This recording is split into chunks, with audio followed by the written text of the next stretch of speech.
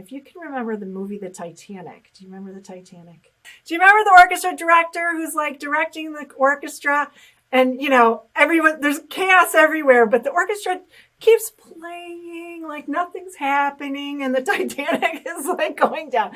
So I was the orchestra director. So I was pretending with clients like everything's fine. We're going to make a digital platform, which was great for me, by the way, because that helped me be able to evaluate things like BuddyBoss. But we created virtual opportunities and, reinvented the way that people did trade shows and how could we do it. But the ship was sinking. At the time, it definitely felt like the ship was sinking. And so I needed to look out at the lifeboat and say, like, okay, well, what is my purpose?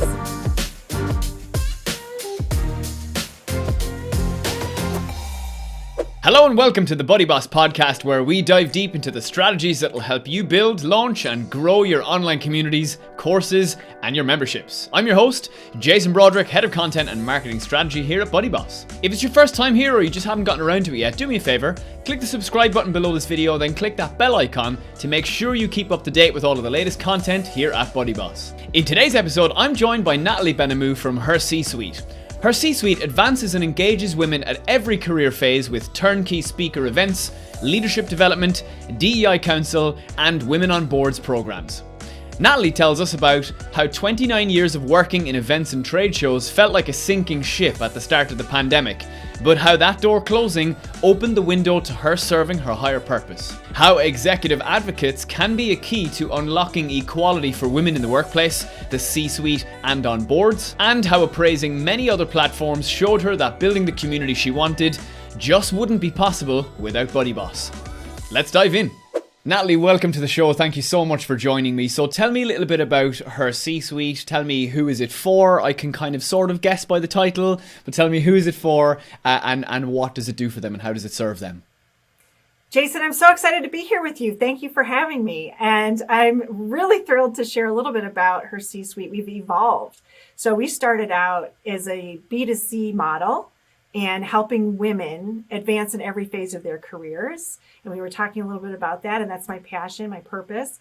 But now we help organizations. So we help organizations gain a competitive advantage through our platform and being able to have their own hub, and we give them the tools and all the things that they need to help their women with facilitated mentoring, as well as turnkey speaker events. So we started out individual. We still have amazing individuals, but we've expanded out now to include companies as well and helping them engage, meet, and thrive inside our HerCsuite platform, which is a BuddyBoss driven platform.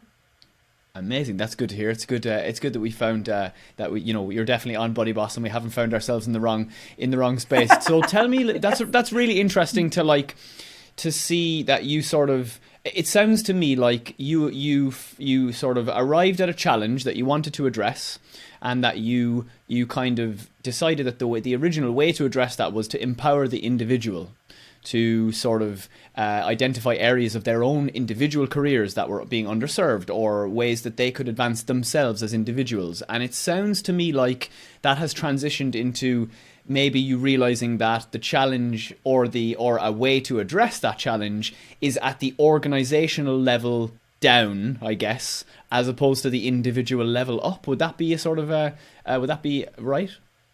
That's a really interesting way of looking at it. And it is actually both. So yes, and is the way I would answer it. So yes, because women came together originally as a mastermind. We met in masterminds. We use BuddyBoss platform. It's fantastic for the Zoom. I have to do a plug for the Zoom integration.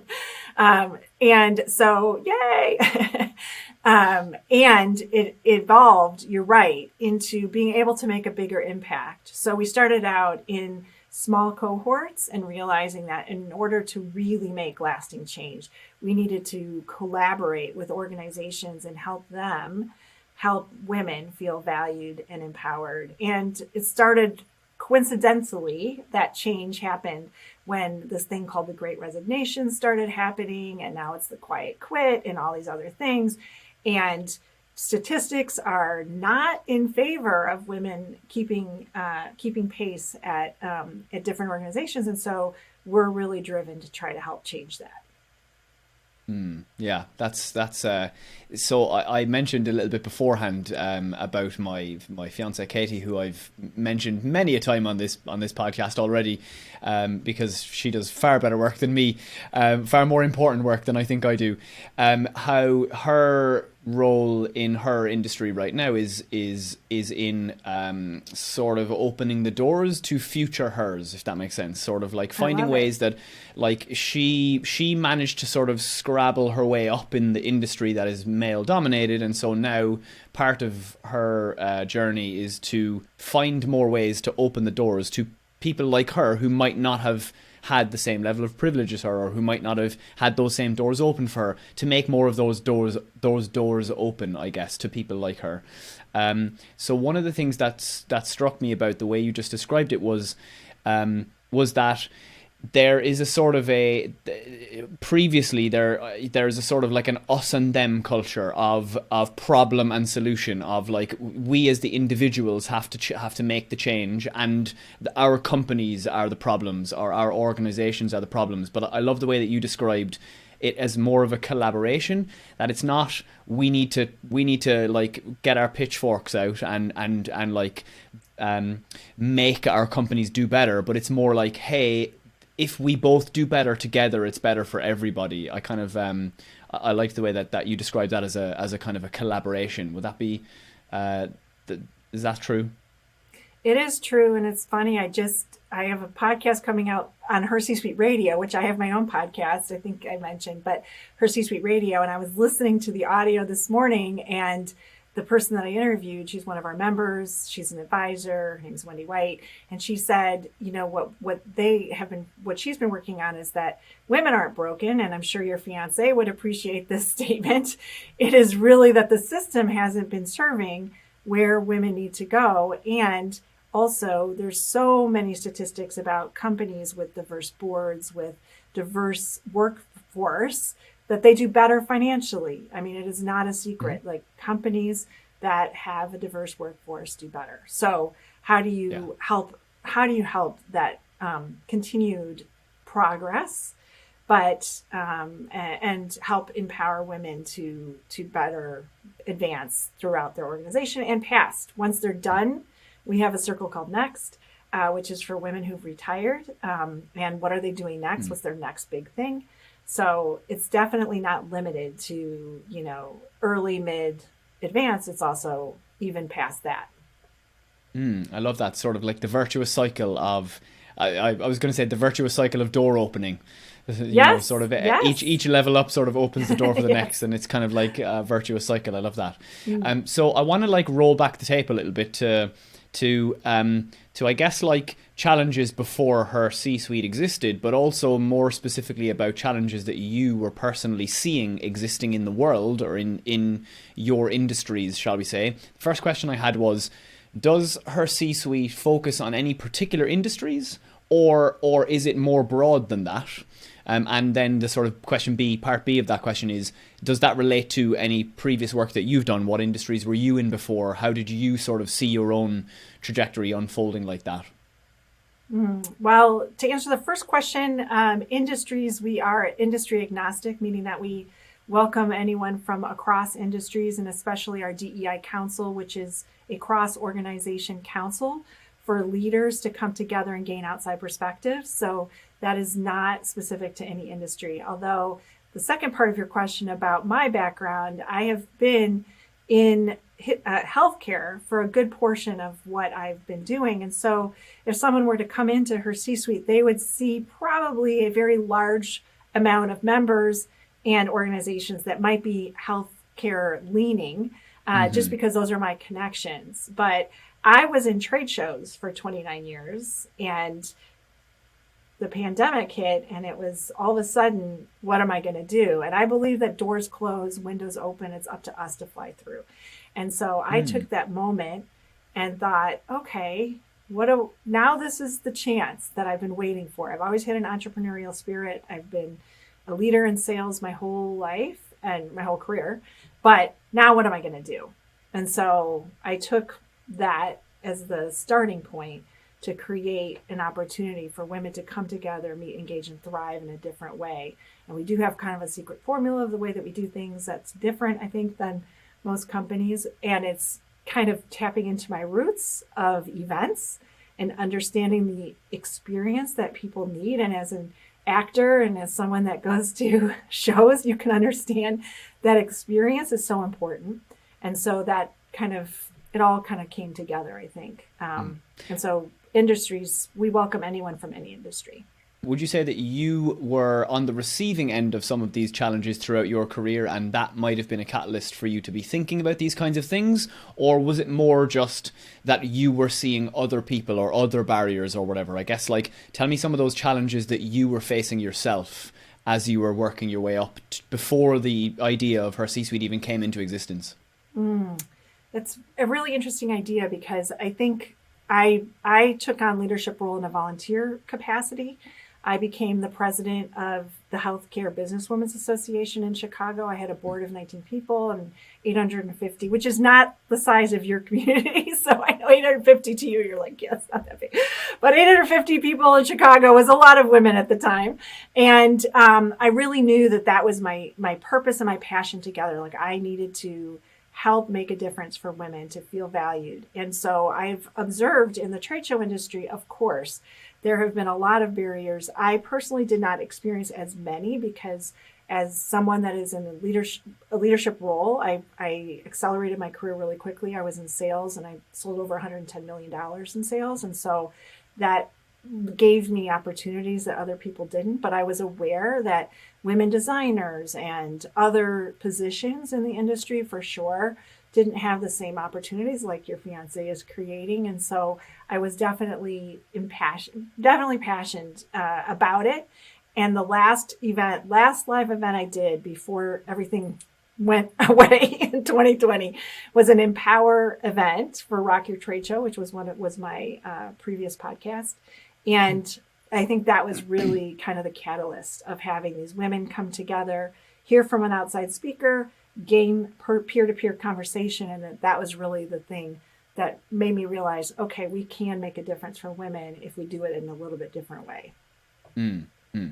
So if I was to come to you and say, or let's say if you were to sort of sit down with somebody who had never really given any of this any thought before, who had never really sat down and sort of investigated themselves and their privilege and their position, you know, let's say it's a young middle class white guy, if they were to say to you, oh, like, do women really face any particular challenges? Like, in my company, we are like, we don't care if you're a woman or a man, like, we'll hire you anyway for skills or whatever. If somebody was to stand in front of you and kind of say, you know, what are the challenges that women face? Like, are they really any different to anybody? How would you sort of outline some of those challenges to somebody who kind of hadn't given it any thought up until now?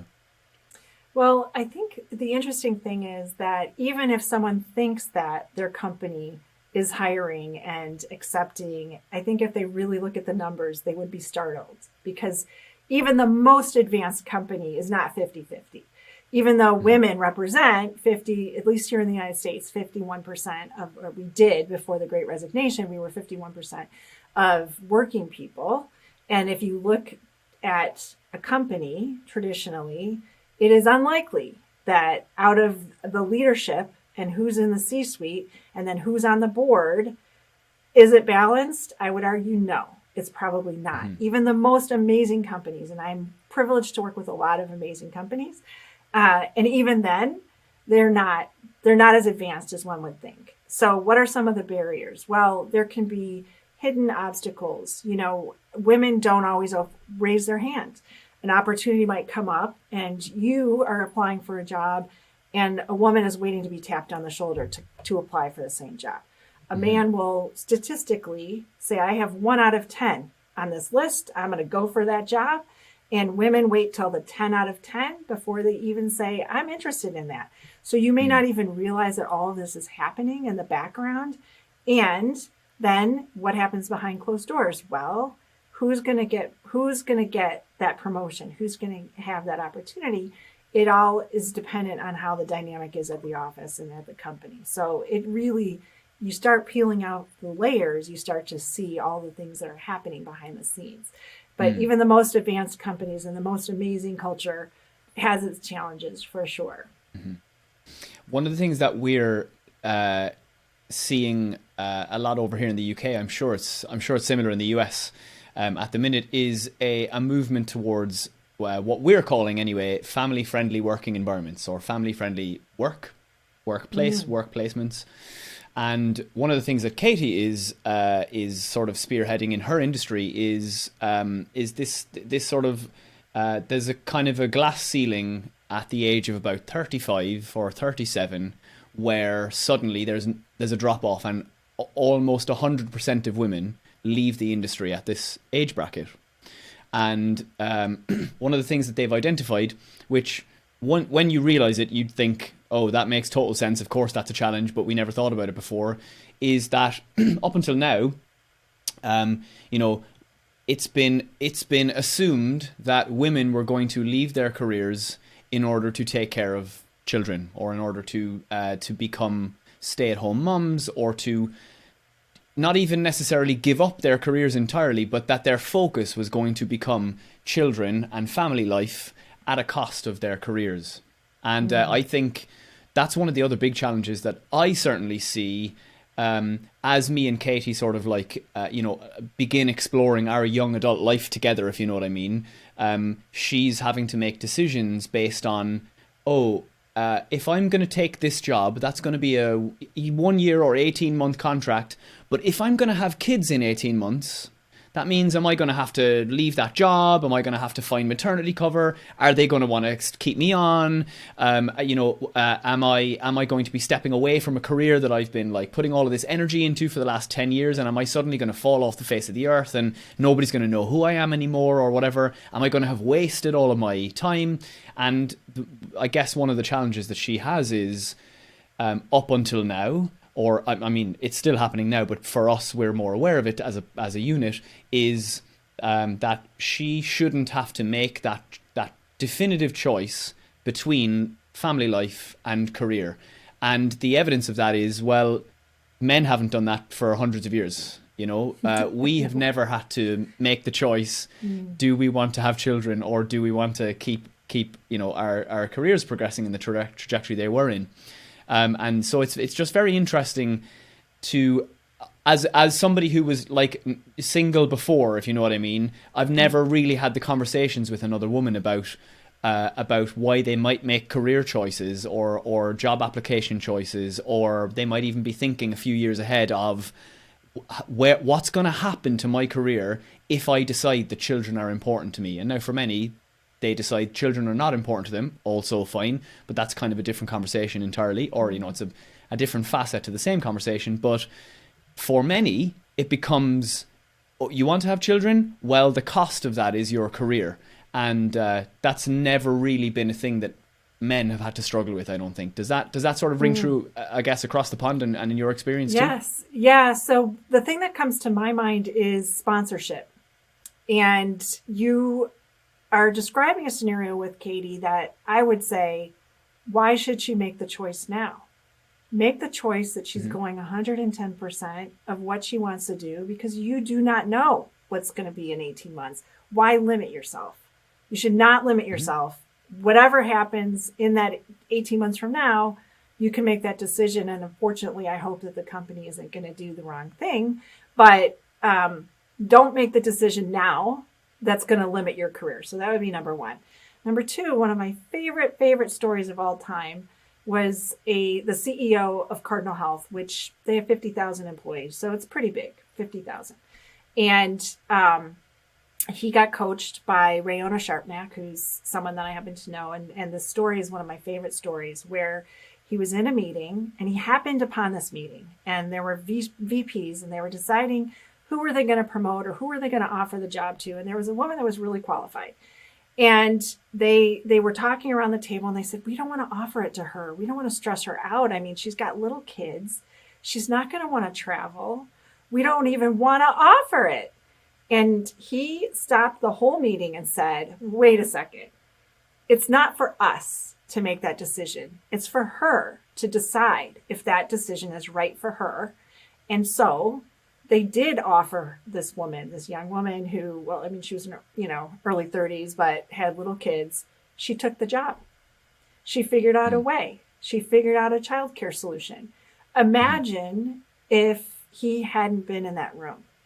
So the sponsorship rule, and I don't know how it works, in the UK with sponsors and in theater, I don't know what that looks like, but certainly in a company, sponsorship is critical. It's the person that's behind the scenes that's advocating for you. You probably don't even, you may not know, but you should be networking. That's one of the things we work on in our C-suite is helping women make those sponsorship connections. But you have to have someone advocating for you, and don't do the 10.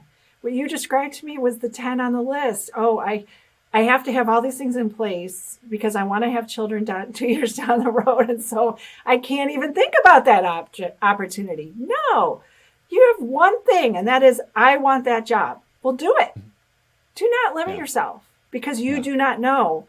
And if you're really good, a company, if they're smart, will keep you, will do whatever they can to keep you. And that's really, I think that's here, the flexibility is definitely changing with the pandemic. It's one of the silver linings. There's not a lot of silver linings in the pandemic, but that is one.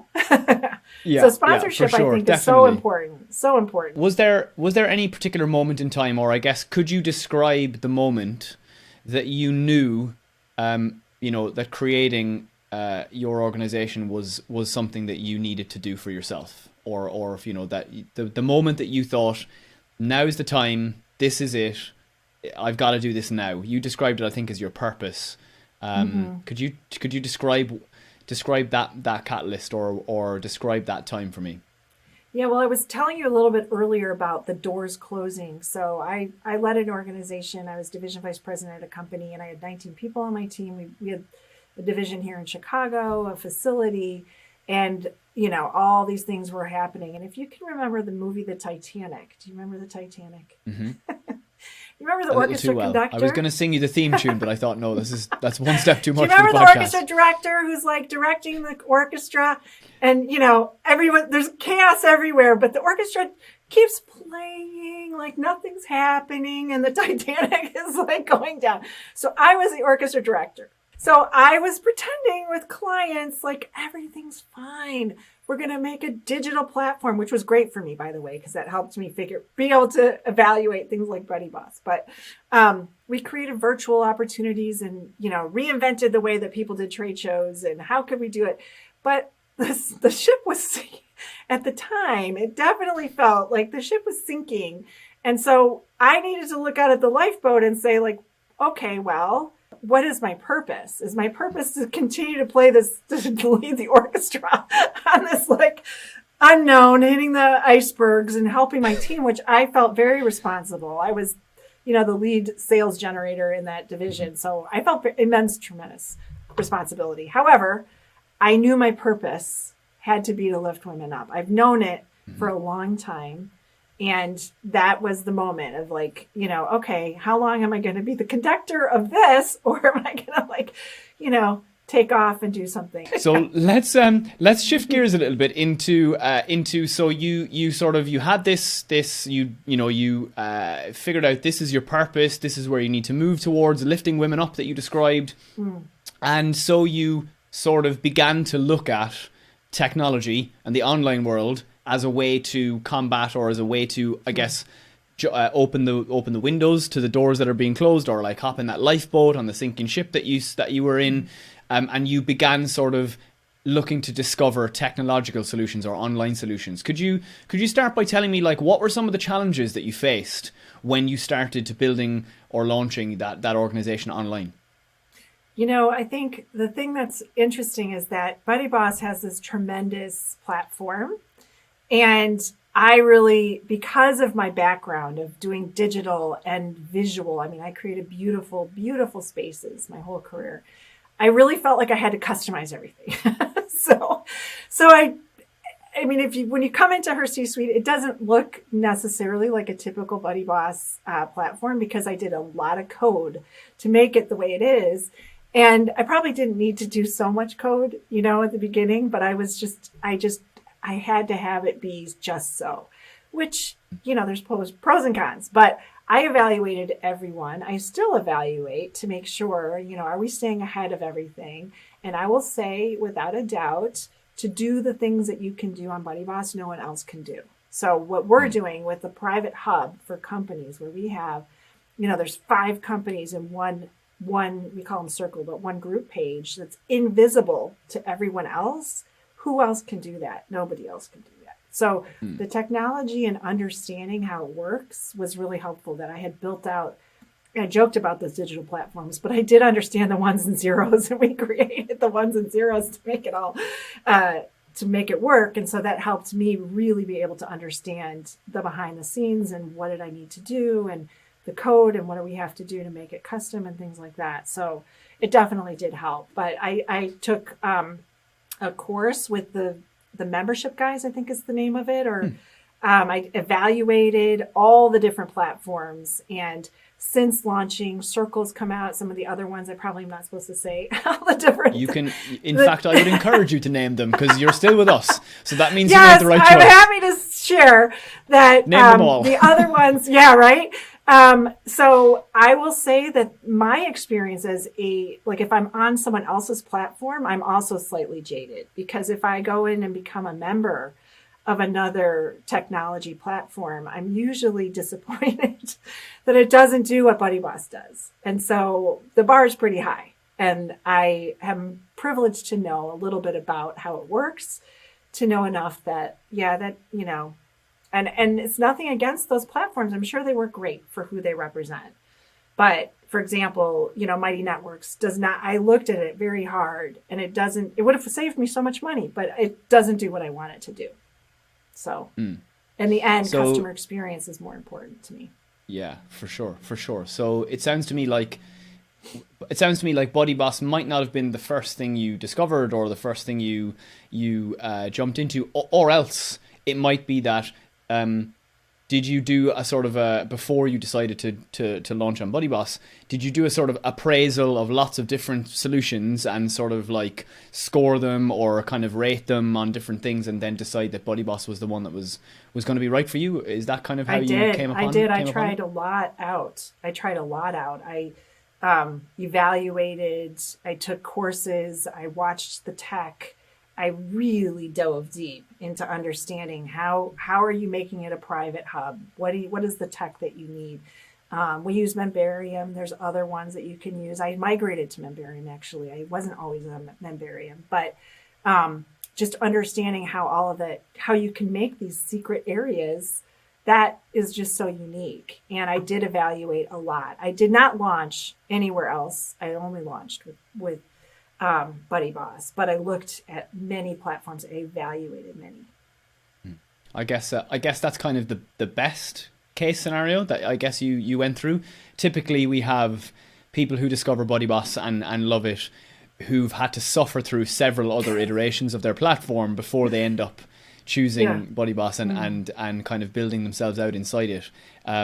We have I myself, I don't know if I've mentioned this before on many podcast episodes previously. People listening are probably sick of me mentioning it, but I have a BuddyBoss community as well. And beforehand, or still to this day, actually, I have, in addition to it, 3 massive Facebook groups, because that's where I started, and that's where that was the only thing that existed. And so I then had to have this whole process of figuring out a way to migrate out of Mark Zuckerberg's world and into a world that I controlled and owned myself, where I own the data, and I own the and I can decide what my levels of privacy are going to be, and I can decide which servers are whatever, and so I think your description is, I wish more people found BuddyBoss in the way that you found it, because that would mean people didn't have to go through the struggles of other platforms before they discovered us. But I guess in some ways, it's sometimes beneficial for them to have done that, because they come to BuddyBoss with a clearer vision of what they do want, and so it becomes easier for them to actualize that. But B, they realize how much more valuable BuddyBoss is, because they have this context for what it isn't, or they have context for where they were before, the things that it didn't do, or that the limitations that they had of where they were previously. So that's and the Facebook is a great Facebook group is a great door opener for us on HerCsuite. We have coaches that have communities, and we're saying to them, bring your community into HerCsuite, have your own, we call them hubs, but have your own hub, because you cannot do that, what we do on Facebook. You cannot do it on LinkedIn. That's where I'm very often. I have my own LinkedIn group for HerCsuite Radio, and it is just not this. There's just so many limitations there. And to your point, you don't own the communication. You don't own it. I mean, yeah. You don't own anything. You don't even own your own name. No, it's true. Yeah. So I guess then to sort of round out that tech portion of the question, what would you say has BuddyBoss allowed you to sort of build, launch, or grow faster or easier than you would have if you went somewhere else? So I guess you already mentioned like the cost, the monetary cost that it would have potentially been, or that it was. But do you think that discovering BuddyBoss has helped you to launch easier or faster? I would say with the app, I love the app, and I love using the app. I think it's streamlined into you can brand it. You know, I did the whole, I was one of the first, I think I was the first 25 that bought the app. Nice. So I got in real early, and so I think that just the integration piece is really important, you know, from a technological perspective. And, you know, I have it on my phone. I can access, I use it both ways. I use it on my desktop or I use it on my phone, and it just makes it really easy to communicate. So, I mean, you've experienced it yourself. I'm sure you know what I'm saying with the app. But did you ever explore another alternative for an app specifically? You mean other platforms that use apps? Well, yes. or did you ever explore building an app for your business that wasn't the BuddyBoss app? Yes, because before, when I bought BuddyBoss, the app hadn't yet come about, but it was just about to, you know, like I said, I was I'm pretty sure I had an insider that told me about it. So I got in on the first like 25 or something. Nice. But yeah, I mean, I've of course looked at doing an app, and from my technology background of what we used to do, I knew about apps and knew about it. And it just, the system, it was very helpful, I think. Yeah. And I recommend, do you think if the BuddyBoss app, not do it yourself. Made for you. The made for you BuddyBoss plan, not the whole do it yourself thing. Yeah, done for you, not do it yourself. I love it. Yeah. Done for you. Yeah.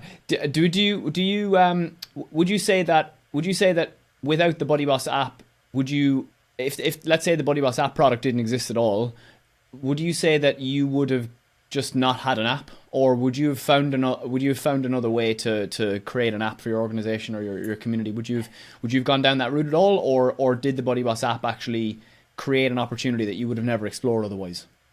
So before the app, I faked it. So I created custom code so that it looked like an app, and I had the icons at the bottom of my screen. So I totally faked having an app on my platform. And, you know, had people save it to their home screen. And so it was very, as close as I could get, I guess, to it. So in fact, we had to uncode it when we did the app because it was messing up some of the things because I had it all special code. So, yeah, I don't think I would have, it's hard for me to say at this point if I would have done but I did do a lot of custom building in the background to make it feel like an app before it was an app. And then now I don't need to do that. Was that a progressive web app? Like you launched the app in the browser effectively, and it shows your site as if it looks like an app. Yes. I had on the footer. It was like, you know, little icons. You could click the icon, and it would take you to that part. How long did you have it like that before you kind of moved over to using the BuddyBoss app? Was it a long time? I waited a little bit. Yeah, I waited a little bit for the app to kind of like go through a couple iterations, even though I could have done it. You know, February 2021, I think, was the earliest. I was, you know, like I said, I was one of the first.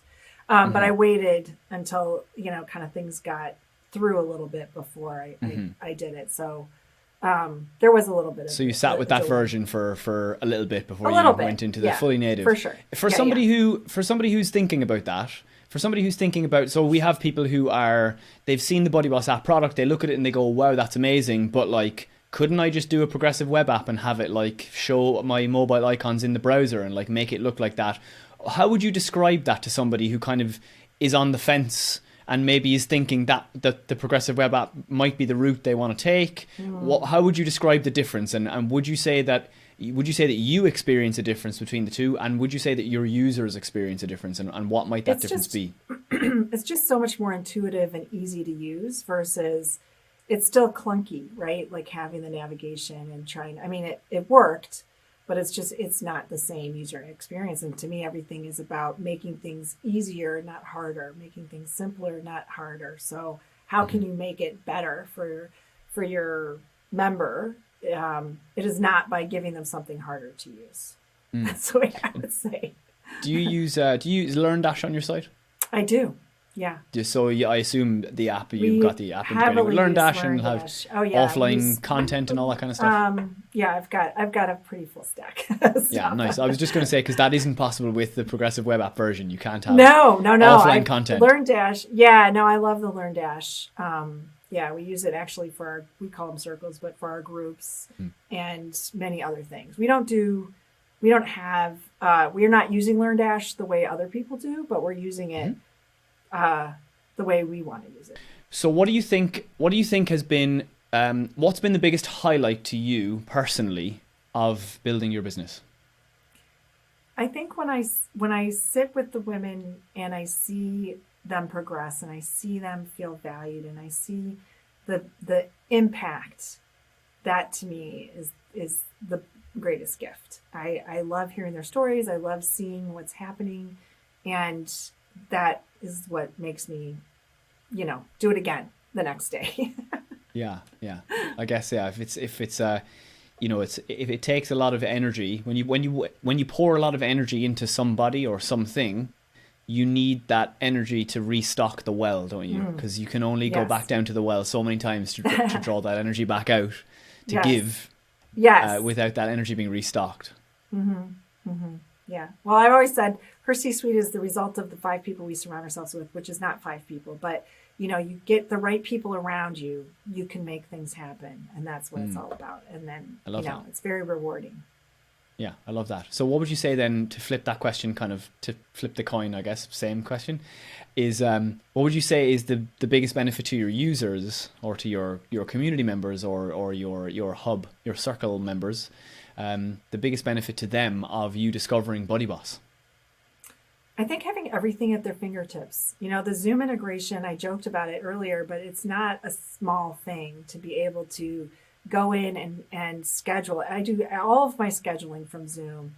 When we host an event, I schedule it out of BuddyBoss and then, push it out. And I think that integration just makes it easy for people to always keep track. We did add a lot of, like I said, I've added a lot of special code stuff. Download to your calendar. That was a special code that we added that didn't exist. So I probably couldn't even tell you because a lot of it has been customized. But whatever I could do to make it easier for people to communicate and connect, that's what I've done. So bringing in Gamey Press so that people, get the fun rewards, all those things. It just whatever you can do to enhance the member experience. Yeah. It sounds to me as well like one of the things that you're saying in a roundabout way, which I'm gonna say in not so many roundabout ways, is that for things that you identified as being things that might improve the experience, being inside BuddyBoss allowed you to walk through that door. Whereas if you were on another site, if you were on Kajabi, or if you were on your Circle or Mighty Networks or whatever, the answer would have simply been no. And you wouldn't have been able to even attempt to do any of those things. That by choosing BuddyBoss, you have the foundation and flexibility to grow in the direction that you want. Even if that does mean customizing, that is one of the biggest strengths of BuddyBoss, is you have that ability. You have that, you have the possibilities are endless. It really is just, if you can think it, you can build it. That sounds to me like you've been saying that. Yeah, 100%. And I would be remiss if I didn't say a shout out to Megan Draper, my creative director, who has made all these things that I sound like I did. She did. So just to be clear, she's been behind the scenes making everything beautiful. We just think big together. Yeah, So. I love it. But that's important. You know, like you not everybody can be the visionary and the executioner, executor. That like Yes. you need somebody to go and think the big thoughts, and to create the space to be able to think the big thoughts. You need somebody to be doing the thing, because those two things can't coexist. You know, you can't have the space to think the big thoughts unless you have the space. And to make that space, you need somebody to be the person who implements, to be the implementer, I guess, is a better word than the executor. That was a creator. I'm watching too much Game of Thrones at the minute, I think. The creator, Creative. Awesome. So what's the next big thing that you're focusing on? What's the next big thing for your organization or for your site? Tell me, like, what's next? So I think our biggest thing is launching our leadership program, where we do mentoring circles, facilitated mentoring circles, and we offer these hubs to companies. And I'm really excited about that, and kind of seeing where that goes in terms of really scaling. We're doing kind of small pilots with companies, but the scalability of it and having their own, again, that private hub is great.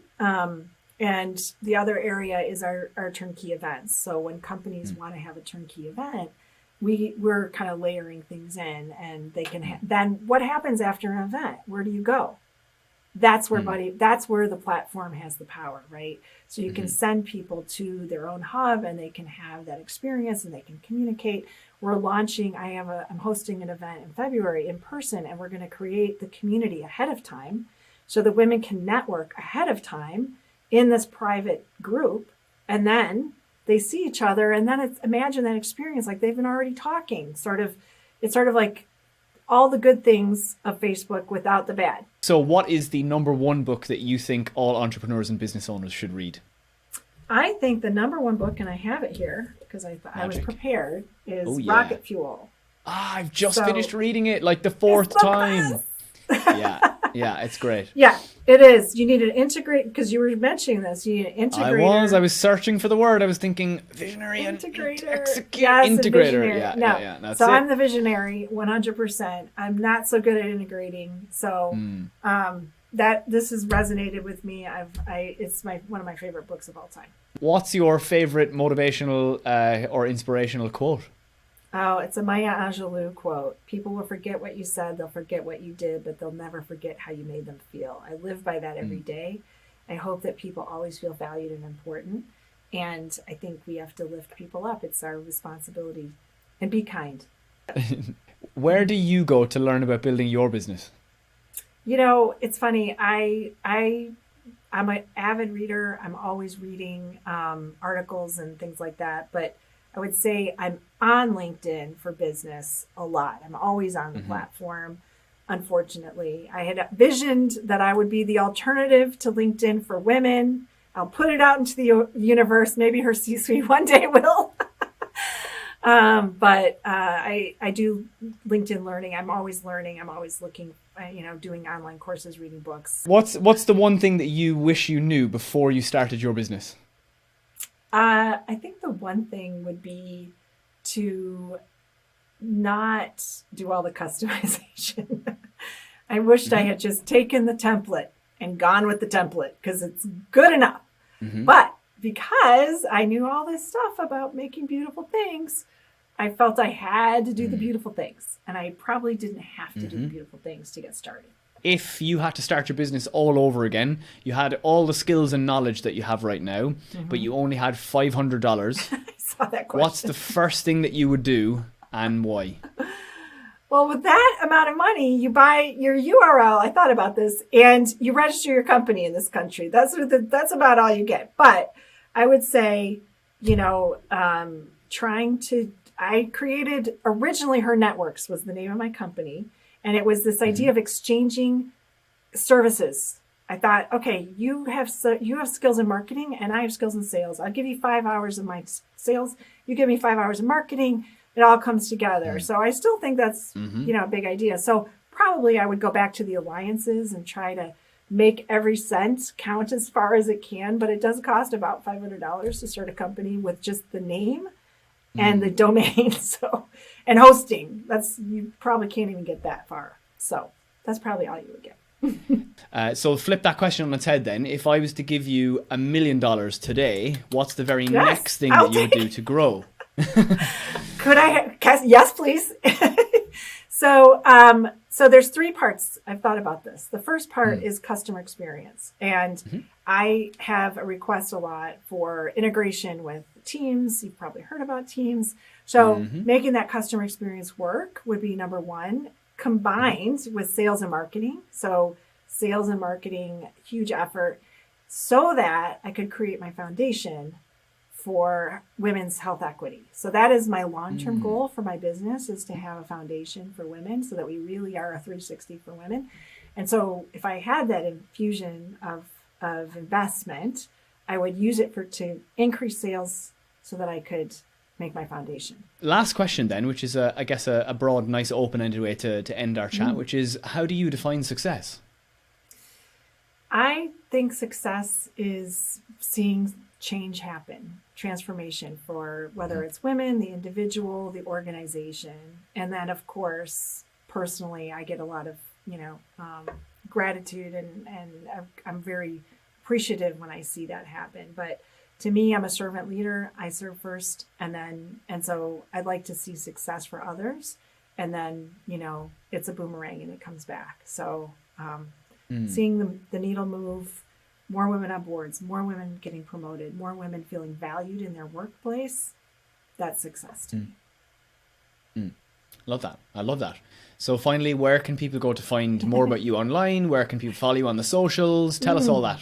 Thank you. So HerCsuite.com, and it's HerCsuite.com. And I also have HerCsuite Radio. We're on iHeart podcast. We're on Anchor, Spotify, everywhere that you can find a podcast. So HerCsuite Radio. And I'm very big on LinkedIn, very big meaning I'm active. So find me on LinkedIn.